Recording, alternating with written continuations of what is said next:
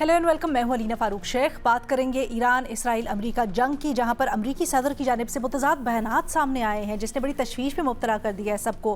पहले कुछ यूँ हुआ कि अमेरिकी सदर ने बयान दिया कि ईरान जंग के अंदर अमेरिका ने खातिर खा अहदाफ हासिल कर लिए हैं और बरतरी हासिल कर ली है, ईरान के मिज़ाइल प्रोग्राम को मुकम्मल तौर पर तबाह कर दिया है और इशारा दिया कि ये जंग ख़त्म हो सकती है।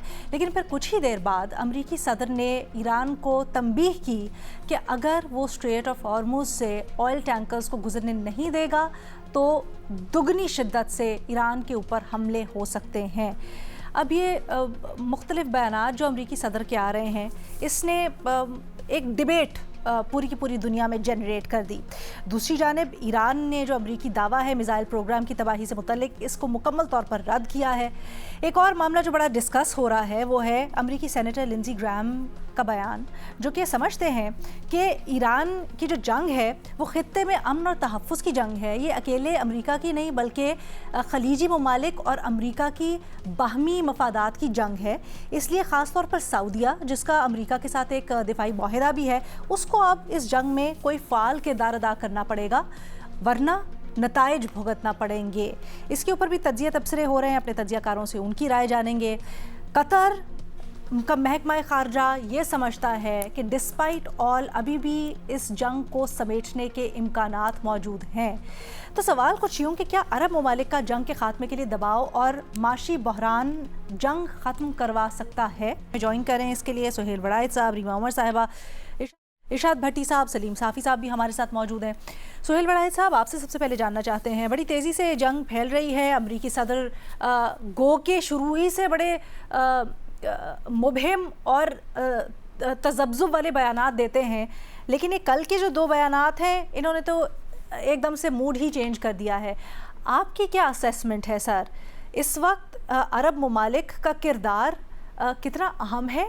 क्या चल रहा है? क्या एक्टिवली उनको किरदार अदा करना पड़ेगा इस जंग के अंदर अमेरिका के हक़ में, या फिर आप समझते हैं कि कोई दीगर किरदार अदा करके तो इस मामले को समेट सकते हैं?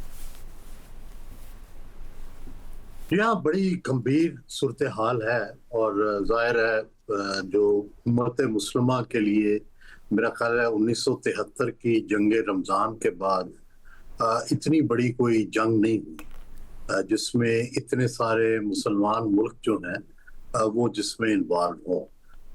इतनी इसका किसी जंग और का फैलाव नहीं हुआ। या फिर इससे पहले जब उम्मत मुस्लिमा और जो उस्मानिया दौर था, उस ज़माने में जिस तरह की जंगें हुई थी और खुद मुख्तारी की और आज़ादी की तहरीकें चली थी, तो ये दो ही मिसालें फौरी तारीख में ज़हन में आती हैं। लेकिन क्वेश्चन ये है कि किस तरह का नक्शा अरब ममालिक चाहते हैं इस वार के बाद, और किस तरह का नक्शा अमेरिका चाहता है, और ईरान किस हद तक उस नक्शे को रोकने में जो नक्शा बनाना चाहते हैं रोकने में कामयाब। तो इस वक्त तो ऐसा लग रहा है कि चाहते या ना चाहते, क्योंकि पूरी कमान तो कंट्रोल में नहीं है ईरान की, तो इस वक्त तो सारे अरब ममालिक के अंदर मुख्तलिफ जगह निशाना बन रही हैं। लेकिन किसी ने जवाबी तौर पर अरब ममालिक को, चाहे अबू धाबी को, चाहे ईरान, चाहे सऊदी अरब हो, चाहे कतर हो, सबको दुख तो होगा और सब जवाब भी देना चाहते होंगे, लेकिन अभी तक किसी ने जवाब नहीं दिया सिवाय इजराइल और अमेरिका के। ईरान पर कोई और हमला नहीं कर रहा। तो इससे एक तो सबका ये मुहतात रवैया अरब ममालिक का ये बता रहा है कि उनको ये अंदाजा है कि ये ईरान की जो शिकस्त होगी इसके बाद से दरअसल जो है इजराइल की फतह है, और ईरान की शिकस्त का मतलब अरब ममालिक के लिए एक नया चैलेंज है। और उन्हें अगर वो ईरान के खात्मे या उसके नुकसान में मदद देते हैं तो इससे वो खुद भी कमजोर होंगे, क्योंकि कल को उनकी रेवलरी फिर इजराइल से बरकरार रहनी है। और इसमें मैं समझता हूँ कि सऊदी अरब का रोल इंतहाई अहम रहा है। जो अबू धाबी है या यूएई है, وہ شاید اتنا واضح نہیں، لیکن سعودی عرب نے اس ساری جنگ میں یہ کوشش کی ہے کہ وہ ایک توازن قائم رکھ سکے، اگرچہ اس کے ایران کے ساتھ میجر رائولری تھی، اور اگر جو پہلا خطہ تھا اس میں اگر سارے خلیج کو مقابل کیا جائے تو سب سے زیادہ مقابلہ آرائی اور محاذ آرائی سعودی عرب اور ایران میں تھی. لیکن اس جنگ میں ہم دیکھتے ہیں کہ سعودی عرب کی طرف سے کوئی زیادتی یا کوئی حملہ کم از کم نہیں ہوا. یہ ٹھیک ہے کہ اس نے کوئی ایران کی بھی مدد نہیں کی، لیکن اس نے یہ کیا ہے کیونکہ ان سب کو اندازہ ہے مسلمانوں ملکوں کو کہ کیا اس جنگ کے بعد کیا اسرائیل سے کا خطرہ ختم ہو جائے گا؟ خطرہ تو اور بڑھ جائے گا. اور جس طرح سے اسرائیل نے اس وقت تمام مسلم ممالک کو آگے لگایا ہوا ہے، کیا اس بات کی بھی کوئی ضمانت ہوگی کہ کہا تو یہ جا رہا ہے کہ جناب عرب ممالک کی حفاظت کے لیے کر رہے ہیں، تو عرب ممالک کی حفاظت کیا اسرائیل کیا کرے گا، یا وہ ملک جو ہیں وہ خود بھی اس قابل ہوں گے کہ وہ اس کی حفاظت کر لیں؟ تو ایک نیا چیلنج ایران کے حملے کے ساتھ ہی آ رہا ہے کہ پہلے اگر ایران اسرائیل کے لیے، امریکہ کے لیے اور عالم اسلام کے لیے ایک تھریٹ پوز کرتا تھا یا ایک رائیول کے طور پہ ابھرتا تھا، تو اب وہ پوزیشن عالم اسلام کے لیے زیادہ طاقتور حیثیت میں اسرائیل کی ہو جائے گی، اور وہ ڈائریکٹ یہ سارے اسلامی ممالک جو ہیں ان کو پھر اسرائیل کا مقابلہ کرنا. Very interesting. سلیم صافی صاحب، دوسری طرف ہم دیکھتے ہیں سینیٹر لنزی گرام کہتے ہیں کہ یہ تو باہمی مفادات کی لڑائی ہے سعودی عرب اور امریکہ کی. اس خطے کو سیکیور کرنے کے لیے امریکہ اس جنگ کے اندر کودا ہے، تو سعودی عرب کو بھی اس کے اندر کچھ نہ کچھ فعال کردار ادا کرنا پڑے گا.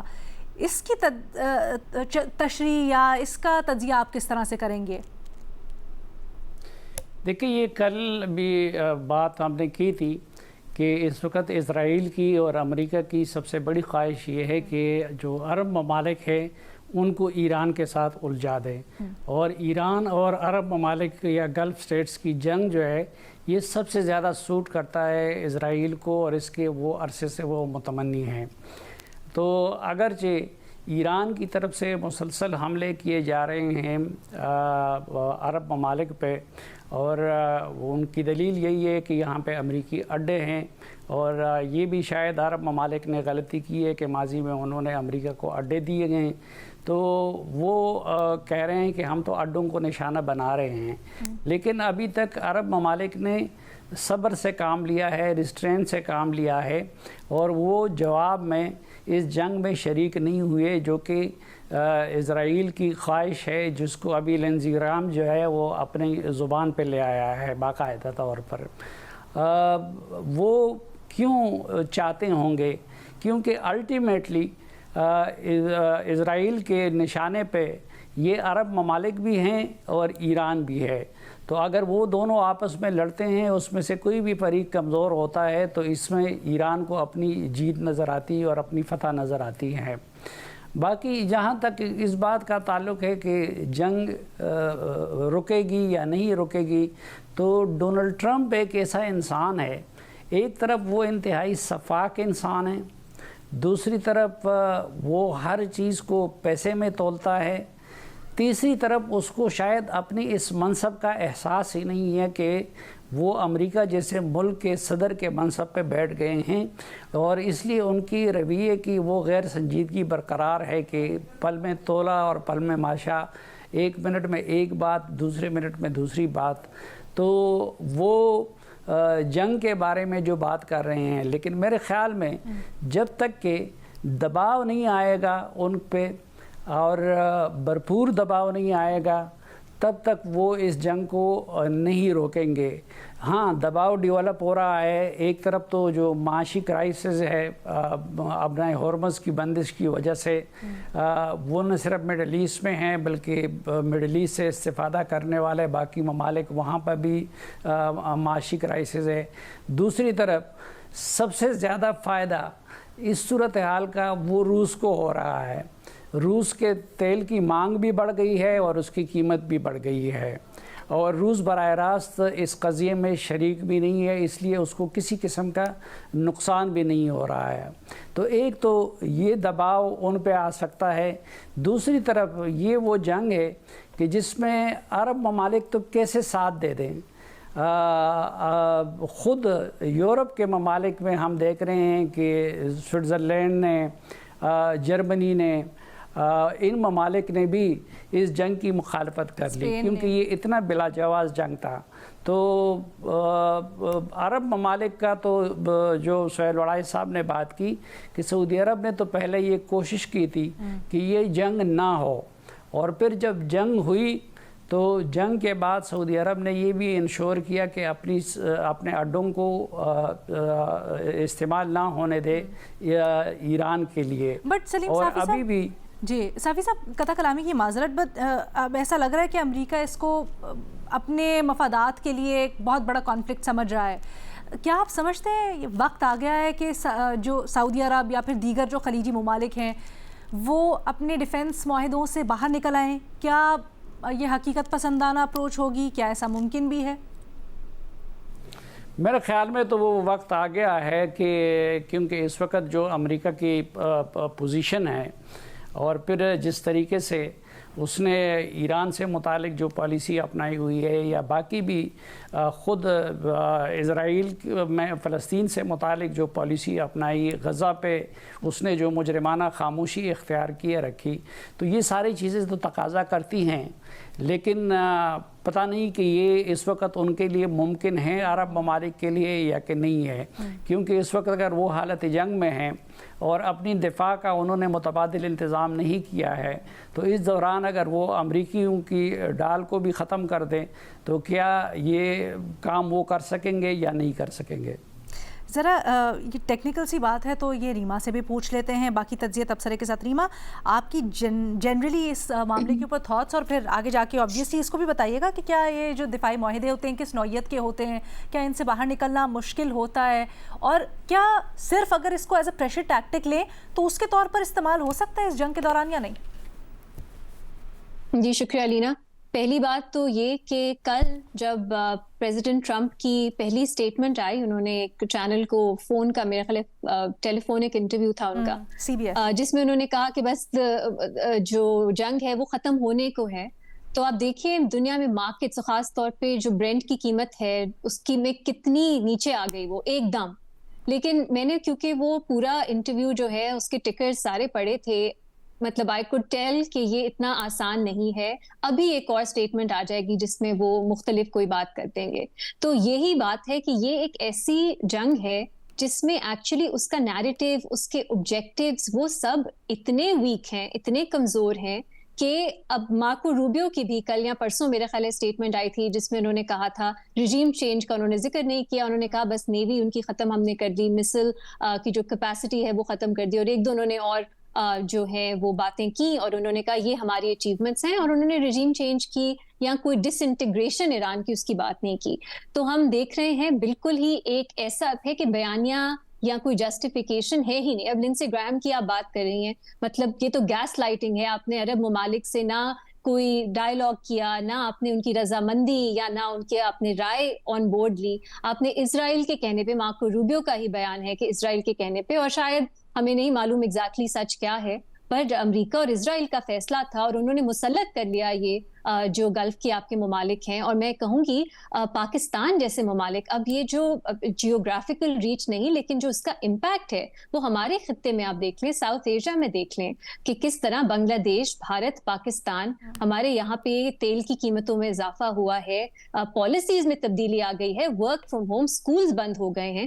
مطلب یہ جو ریچ ہے، آلریڈی امپیکٹ ہے اس جنگ کا، یہ اب صرف عرب ممالک تک بھی نہیں رہا، یہ اب پوری آہستہ آہستہ بہت زیادہ اسپریڈ کر رہا ہے.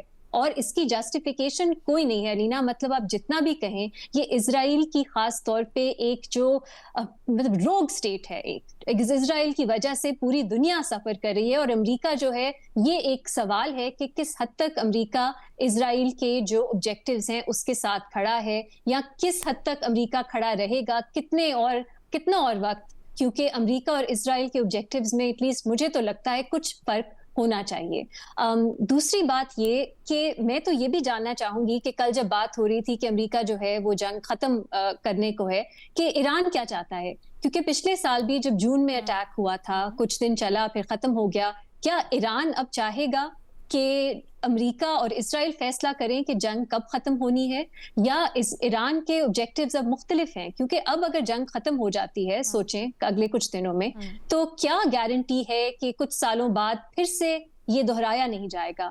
کیا ایران نے اتنی کاسٹ جو ہے وہ اسرائیل, امریکہ اور ان کے جو اور اتحادی ہیں کچھ, ان پہ امپوز کر دی ہے کہ وہ اب نیکسٹ ٹائم ڈٹر ہوں گے کہ پھر سے ایسا اٹیک نہیں کرنا؟ تو یہ بھی ایک سوال ہے کہ شاید اب صرف یہ جو کارڈز ہیں یہ صرف اسرائیل امریکہ کے پاس نہیں ہیں, اب ایران بھی اس مختلف پوائنٹ آف ویو اس پہ رکھ سکتا ہے, ان کے کیا آبجیکٹیوز ہیں. تیسری بات علینا جو آپ نے کی, دیکھیے میں تو چاہوں گی, اور آنیسٹ بات یہ ہے کہ اس وقت جو آپ دیکھتے ہیں مناظر لیبنان میں جو ہو رہا ہے, جو ایران میں ہو رہا ہے, پہلے جو ہم نے فلسطین میں غزہ میں دیکھا, کہ کاش جو گلوبل ساؤتھ ہے وہ اکٹھا ہو جائے, مسلمان ممالک اور گلوبل ساؤتھ میں کہوں گی, کیونکہ امریکہ کی اور اسرائیل کی جو بربریت ہے وہ ایسا لگتا ہے کبھی ختم نہیں ہوگی, اگلا نشانہ کوئی بھی بن سکتا ہے ان کے.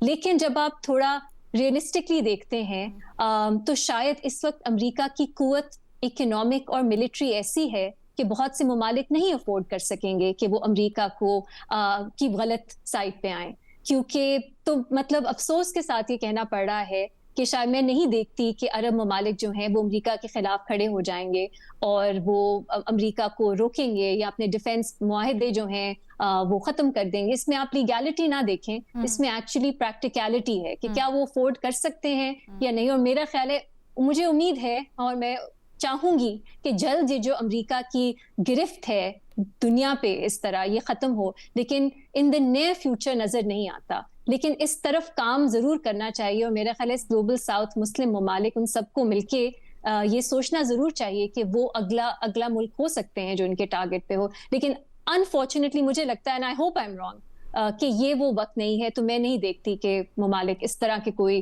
فیصلہ کریں گے جو امریکہ کو خفا. اچھا ریما, آپ نے ایک دلچسپ بات کہی جب آپ نے کہا کہ اب اس جنگ کو ختم کرنے کے لیے کوئی ٹرمز یا کوئی معاملات آگے کس طرح سے بڑھانے ہیں اس کے اوپر وضاحت ہونی چاہیے. وہ وضاحت کیا کوئی معاہدہ ہو جس کے اندر ساری ٹرمز اینڈ کنڈیشنز ہوں کہ آگے کس طرح سے چلنا ہے معاملات ان دونوں طاقتوں کے درمیان, یا ایٹ لیسٹ امریکہ اس خطے کے بارے میں اور ایران کے بارے میں آگے کیا کرے گی, کس طرح سے دیکھتی ہیں آپ اس کا حل؟ لیکن انفارچونیٹلی معاہدے جو ہیں, میں تو یہ چاہوں گی کہ ایک معاہدہ ہونا چاہیے, بٹ انٹرنیشنل لا کی زیادہ کوئی اہمیت نہیں ہے امریکہ کے لیے. انفارچونیٹلی انٹرنیشنل لا کے تحت تو الینا جو ہو رہا ہے, امریکہ اسرائیل نے جو ورسٹ پاسبل کرائم ہے under international law, the crime of aggression, وہ کیا ہے. اس کے بعد ہر روز ہم دیکھ رہے ہیں وار کرائمز پہ وار کرائمز ہو رہے ہیں. تو پھر ایران اپنی شرائط یا اپنی کر لیں, ان کی جو چاہت ہے کہ آگے کیا ہو اگر یہ جنگ رکتی ہے, تو وہ کیسے منوائے گا؟ ایران منوائے گا تھرو جس طرح وہ رسپونڈ کر رہا ہے. وہ کاسٹ بڑھا رہا ہے ان ممالک کے لیے, تو ایران اسی طرح کر سکتا ہے اور ممالک کو اپنی سائڈ پہ کر کے ان کے لیے جو گلوبلی جو ایران کا اس وقت اسٹریٹجی نظر آ رہی ہے کہ وہ جیوگرافکلی اور ان ٹرمز آف اکانومی جو کاسٹ ہے وہ بڑھا رہا ہے دنیا کے لیے, ان ممالک کے لیے اور ان کے اتحادیوں کے لیے. تو ایران کے پاس تو یہی میرا خیال ہے اس وقت. انفارچونیٹلی الینا انٹرنیشنل لا کی اس وقت اس جنگ میں کوئی حیثیت نہیں ہے, کیونکہ کوئی بھی جو یعنی سادہ الفاظ میں جواب ایران کی طرف سے اتنا مضبوط اور اتنا جارے ہو کہ اگلی دفعہ کوئی یہ سوچتے ہوئے بھی کہ حملہ کرنا ہے کترائے. میں یہ سوال ہے میرا, میں تو یہ چاہوں گی کہ جنگ آج ابھی ختم ہو جائے, لیکن میں صرف یہ کہنا چاہ رہی ہوں کہ اب یہ صرف امریکہ اسرائیل کے ہاتھ میں نہیں ہوگا. ایران کے اپنے آبجیکٹیوز ہوں گے, اپنا ٹائم لائن ہوگی کہ کب یہ جنگ ختم کرنی ہے, اور کیا انہوں نے اتنی کاسٹ بڑھا دی ہے کہ کل کو پھر سے یہ نہیں ہوتا. کیونکہ ورنہ ہم دیکھ سکتے ہیں کہ ابھی ختم ہو جائے, 2 سال بعد 3 سال بعد پھر سے یہی اٹیمپٹ ہو. سو ایران کے پرسپیکٹیو کو بھی میرا خیال ہے شامل کرنا چاہیے. یہ انٹرسٹنگ پرسپیکٹیو, میں چاہوں گی اس کے اوپر مزید ہم بات کریں. ایک چھوٹی سی بریک کے بعد واپس آتے ہیں, مزید آگے بڑھاتے ہیں کانورسیشن کو. Welcome back. ارشاد بھٹی صاحب, جس طرح سے اس وقت سچویشن جا رہی ہے, آپ کیا تجزیہ تبصرہ کریں گے, خاص کر تب جب امریکہ کھل کر سامنے آ گیا ہے اور وہاں پہ سینیٹرز یہ کہہ رہے ہیں کہ ایران کا جو معاملہ ہے یا ایران کے اوپر جو لڑائی ہے وہ عرب ممالک کے لیے بھی ان کی بقا کی جنگ ہے، اس لیے ان کو شامل ہونا پڑے گا اس کے اندر؟ پہلی بات میڈم شیخ ٹرمپ صاحب کی آپ نے بات کی کہ انہوں نے ایک لمحے میں بات کی کہ جنگ ختم ہونے والی ہے یا ختم کر دوں گا، اور پھر اگلے ہی لمحے دھمکی دے دی. تو ٹرمپ صاحب کے بیانات پر کیا بات کرنی میڈم شیخ؟ اپنی کہی بات سے مکر جاتے ہیں، اپنی بات کے الٹ بات کر جاتے ہیں، اپنی بات سے پھر جاتے ہیں. 6000 سوشل میڈیا کے بیانات، باتیں، دعوے ایسے ہیں ان کے جو پورے نہ کیے، جن سے پھر گئے، یا جو وعدے ہی رہے. دوسری بات میڈم شیخ کہ امریکہ اور اسرائیل اس وقت پھنس گئے ہیں دونوں. ٹرمپ صاحب کا مڈ ٹرم الیکشن اگر گراؤنڈ ریالٹیز کی بات کریں وہ آن سٹیک ہے، ان کی سیاست اور نیتن یاہو کا پورا سیاسی کیریئر، اور کیونکہ یہی زبان سمجھتے ہیں کہ اور یہی ان جیت کے انہوں نے ایران کو تباہ و برباد کر کے تو یہ پلیٹ میں رکھ کے اپنی سیاست اور اپنا مڈ ٹرم الیکشن جیتنا تھا، اور معاشی نقصان الگ ہے. اور یہ کیوں ہے؟ کیونکہ جنگ کا کوئی واضح پلان نہیں تھا ان کے پاس. آیت اللہ خامنائی کو شہید کرنا ان کی غلطی تھی، بھاری پڑ گیا. ایرانی مزاحمت کی توقع نہیں تھی، ذہن میں وینزویلا پلان تھا. دھمکیوں کے باوجود اور عین جنگ کے دوران مجتبی خامنائی صاحب کا سپریم لیڈر بننا ان کے حوصلے پست کر گیا.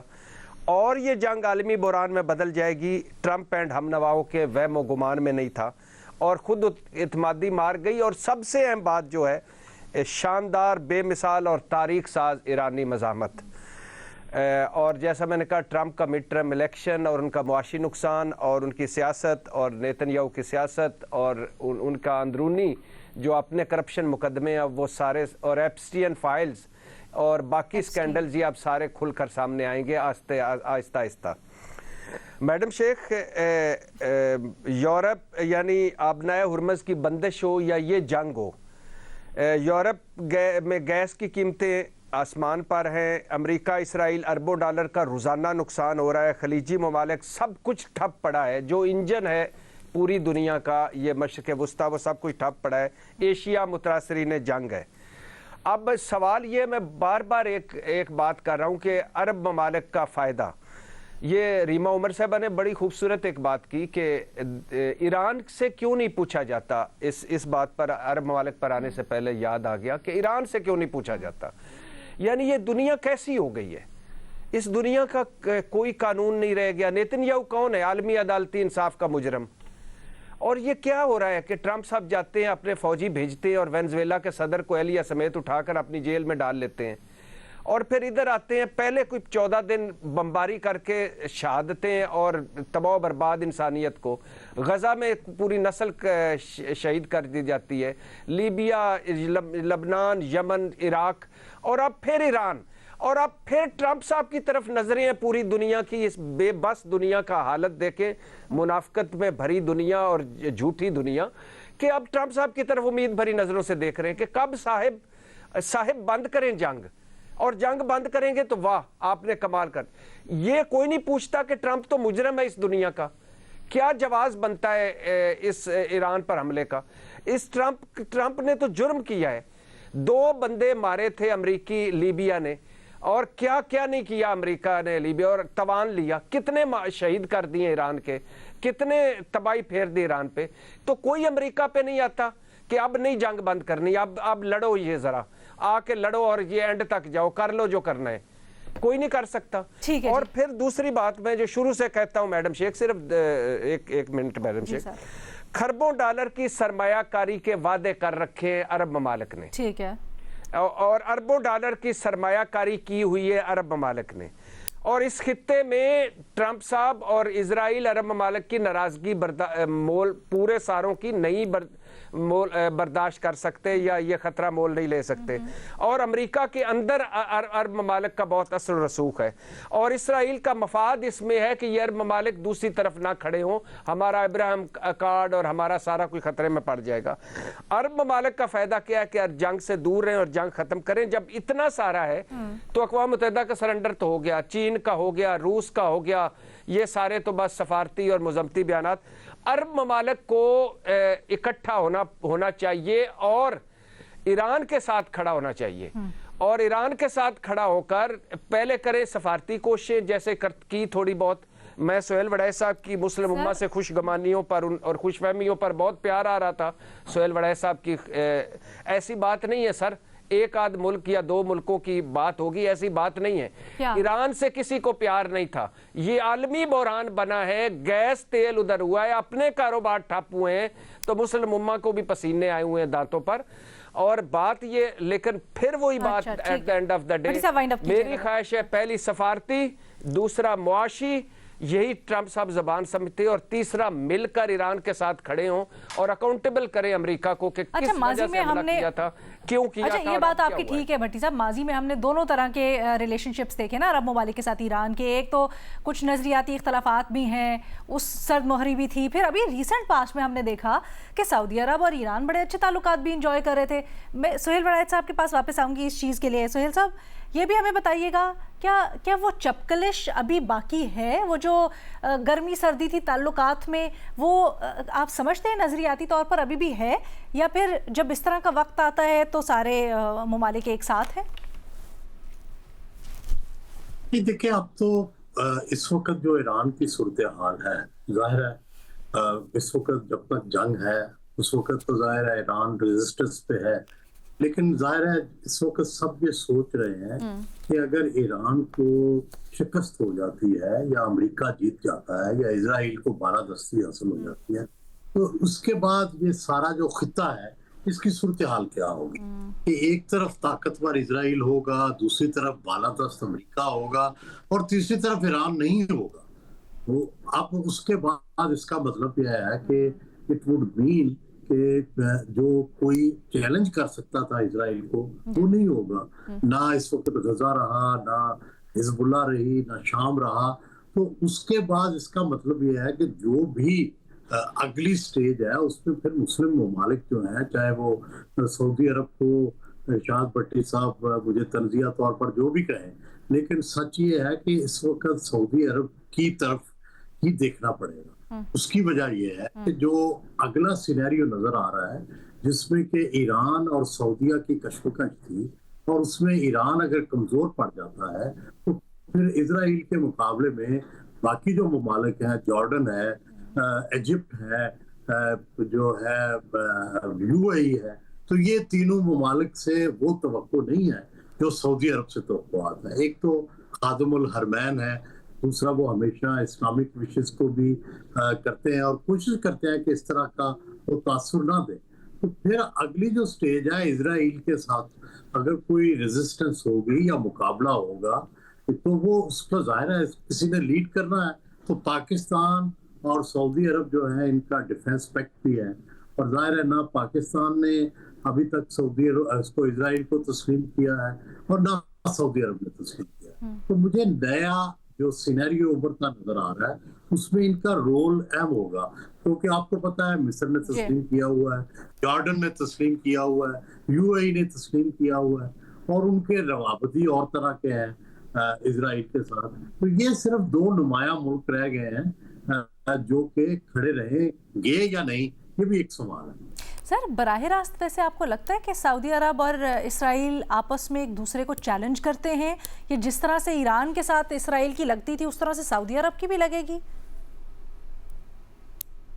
देखिए, गुजारिश ये है कि कोई कहे ना कहे ये टेंशन तो मौजूद है, और इससे पहले साल हर साल अगर पूरी तारीख पढ़े फलस्तीन की तो सऊदी अरब हमेशा फलस्तीनी तहरीक का साथ देता है, पीएलओ का, और जो टू नेशन स्टेट तक बात, टू स्टेट सोल्यूशन तक जो बात पहुंची थी उसमें सऊदी अरब मुकम्मल तौर पर शरीक था। लेकिन जब मामला हमास के हाथ में चला गया और टू स्टेट सोल्यूशन से मामला आगे को गुजर गया, तो उस वक्त से सऊदी अरब जो है उसने थोड़ी खामोशी और पीछे हट गया, क्योंकि ये जो उस वक्त तक का जो सोल्यूशन था वो टू स्टेट सोल्यूशन था जिसको किसी हद तक सऊदी अरब और सारे अरब ममालिक की हमायत हासिल थी। लेकिन जब ईरान के हाथ में कंट्रोल चला गया, हमास का, हिजबुल्लाह का, शाम का, तो उस वक्त फिर जाहिर है ईरान ने डिसाइड करना था कि इजराइल के साथ क्या मामला है। इसीलिए फिर इजराइल ने जो है वो इनको سعودی عرب سے الگ کر کے تو الگ لڑائی لڑی ہے غزہ میں حزب اللہ کے ساتھ اور پھر شام کے ساتھ اور پھر ایران کے ساتھ.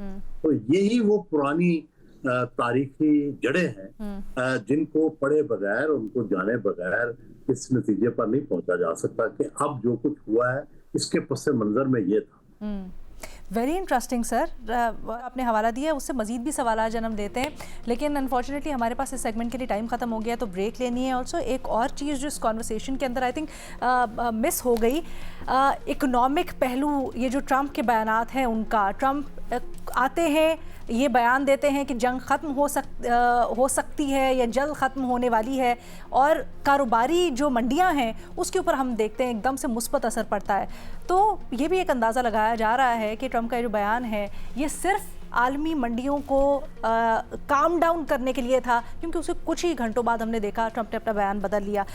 مور آن دس آنے والے دنوں میں. ابھی ایک چھوٹی سی بریک لیتے ہیں، بریک کے بعد واپس آتے ہیں یوٹیوب سوالوں کے ساتھ. Welcome back. جی سلیم صافی صاحب، آپ کے لیے سوال آیا کہ مارکو روبیو نے افغانستان کو باضابطہ طور پر state sponsor of wrongful detention قرار دیا ہے. پاکستان نے بھی افغانستان سے متعلق اپنے تحفظات ظاہر کیے ہیں، بڑی دفعہ کرتا ہے. کیا امریکہ کا افغانستان سے متعلق یہ موقف پاکستان کی پوزیشن کو مزید مضبوط کرتا ہے؟ دیکھیے، پاکستان کا جو موقف ہے اس کی تو ظاہری بات ہے کہ یونائٹڈ نیشن کے لیول پہ تائید ہوئی ہے، اور بھی بہت سارے ممالک نے تائید کی ہے اور پاکستان کے موقف کو درست قرار دیا ہے. لیکن امریکہ سے کسی بڑے خیر کی توقع ہمیں نہیں رکھنی چاہیے، کیونکہ یہ جو بساط افغانستان میں اس وقت ہے یہ بساط امریکہ نے ہی بچائی ہوئی ہے، اور ان کا اصل مقصد بھی یہی تھا کہ اس کے ذریعے پڑوسیوں کو پریشان کرے. جان بولٹن پچھلے دور میں ڈونلڈ ٹرمپ کے نیشنل سیکیورٹی ایڈوائزر تھے، انہوں نے ایک کتاب لکھی ہے. اس کتاب میں ایک جگہ پہ وہ لکھتے ہیں کہ جب ڈونلڈ ٹرمپ نے افغانستان سے نکلنے کی بات کی تو CIA اور پینٹاگن کی طرف سے نفی میں رائے دی گئی، اور ان سے کہا گیا کہ وہاں تو داعش پر آ جائے گی، طالبان پر آ جائیں گے اور باقی ملیٹنٹ آ جائیں گے. تو ڈونلڈ ٹرمپ نے ان سے پوچھا کہ کیا وہ 9/11 جیسے کچھ کر سکتے ہیں اور امریکہ تک پہنچ سکتے ہیں؟ تو انہوں نے جواب دیا کہ نہیں، اس طرح تو نہیں کر سکتے. تو یہ اس کتاب میں یہ الفاظ ہیں ان کے. انہوں نے کہا کہ ادھر رہیں، طالبان ہو، داعش ہو، کچھ اور ہو، ہمیں جب تک نہیں چین جانے. تو اس نے کہا کہ چین جانے، پاکستان جانے، ایران جانے اور ان کا کام جانے. تو اس لیے مجھے کوئی اس معاملے میں ابھی تک بھی یہ دیکھیں اتنے عرصے سے یہ معاملہ چل رہا ہے تو امریکہ نے کوئی اس میں رول پلے نہیں کیا. امریکہ کو دونوں ممالک کی جنگ سوٹ کرتا ہے. جی بہت شکریہ سلیم صافی صاحب. سہیل وڑائے کرتے ہیں اگلا. سہیل صاحب، آپ سے پوچھا جا رہا ہے کہ موجودہ حالات میں حکومت کی مکمل توجہ عالمی سیاست، خارجہ پالیسی اور معیشت پر ہے. آپ کی نظر میں اس کا اثر پاکستان کی داخلی سیاست پر کیا ہوگا؟ ڈیفینیٹلی اس کا اثر جو ہے پاکستان کی داخلی سیاست پر ہو رہا ہے، کیونکہ معیشت اگر دباؤ میں آئے گی تو اتنی سیاسی حکومت کے لیے مشکلات بڑھیں گی، اتنی سیاسی حکومت ان پاپولر ہو جاتی ہے اور اس کی مینجمنٹ جو ہے وہ مشکل ہو جاتی ہے. جتنی سیاسی طور پر آسانیاں ہوں معاشی طور پر، اتنا سیاسی طور پر اس کو سنبھالنا آسان ہو جاتا ہے. تو میرا یہ خیال ہے کہ کیا بہتر ہوتا کہ داخلی سیاست کے اندر اختلافات ختم ہو جاتے تو پاکستان زیادہ متحد ہوتا، زیادہ سٹرانگ ہوتا. لیکن سوچ یہ ہے کہ خواہش کے باوجود ایسا ہو نہیں رہا. بہت شکریہ سہیل وڑائے صاحب. ریما عمر صاحبہ، آپ کے لیے سوال آیا ہے اعظم نذیر طارق کے بیان سے متعلق، جو کہتے ہیں کہ موجودہ خارجہ پالیسی پر یہ دیکھنا ہوگا کہ آئین کتنی گنجائش دیتا ہے. ان کے مطابق آرٹیکل 19 ہر شہری کو اظہار رائے کی آزادی دیتا ہے، مگر اس کے ساتھ پابندیاں بھی موجود ہیں. آپ کی اس بیان کے اوپر رائے؟ جی شکریہ علینا. بہت مجھے افسوس ہوا ہمارے لاء منسٹر کا بیان یہ سن کے، کیونکہ دیکھیے میں تو سمجھتی ہوں کہ پاکستان نے ایک بہت مشکل سچویشن جس میں ہم ہیں اس کو بہت اچھی طرح فی الحال نیویگیٹ کیا ہے. تو مجھ جیسے لوگ تو تعریف کریں گے پاکستان کی فورن پالیسی کی اور جس طرح پاکستان مینیج کر رہا ہے، لیکن اس کا مطلب یہ نہیں ہے کہ اور لوگ نہیں ہیں جن کا مختلف پوائنٹ آف ویو ہو. اور ایز اے سٹیزن सबका हक होना चाहिए कि वो फॉरेन पॉलिसी पे अपना ओपिनियन दे।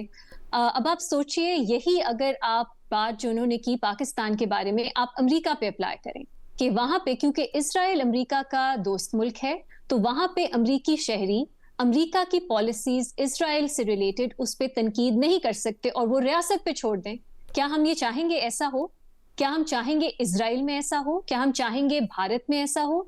तो बहुत आसान है अपने मुल्क में कहना कि लोग खामोश हो जाएं, रियासत को जो है बस फैसला करने दें, कोई तनकीद ना करे, कोई अपना ओपिनियन ना दे। लेकिन जब वही प्रिंसिपल आप और ममालिक पे अप्लाई करते हैं तो आप ही कहेंगे कि कहाँ हैं वो लोग जो अमेरिका में चैलेंज नहीं कर रहे कि अमेरिका क्या कर रहा है, इजराइल को बहाना बना के। इजराइल में लोग चैलेंज नहीं कर रहे, भारत में लोग चैलेंज नहीं कर रहे, तो ये प्रिंसिपल ही गलत है। दूसरा, उनकी आइन की इंटरप्रिटेशन, विद रिस्पेक्ट, मैं उससे बिल्कुल अग्री नहीं करती। हमारा आइन कहता है कि सबके पास फ्रीडम ऑफ एक्सप्रेशन है, फ्रीडम ऑफ प्रेस है, subject to reasonable restrictions imposed by law. अब कौन सा कानून कहता है कि आप फॉरेन पॉलिसी पे तज्जिया नहीं कर सकते, आप फॉरेन पॉलिसी पे अपना ओपिनियन नहीं दे सकते? वो कौन सा कानून है, पहले तो ये बताएं। दूसरा, अगर वो कानून है भी, क्या वो रीजनेबल रिस्ट्रिक्शंस अप्लाई करता है कि नहीं? और हमारी अदालतों की बहुत सी जजमेंट्स हैं जो कहती हैं कि रीजनेबल का मतलब ये है कि वो प्रोपोर्शनेट होनी चाहिए, वो नेसेसरी होनी चाहिए, और वो ऐसी नहीं हो सकती कि पूरा जो राइट है उसी को आप खत्म कर दें। तो इस वक्त मेरा ख्याल है हमारी हुकूमत अच्छा मैनेज कर रही है,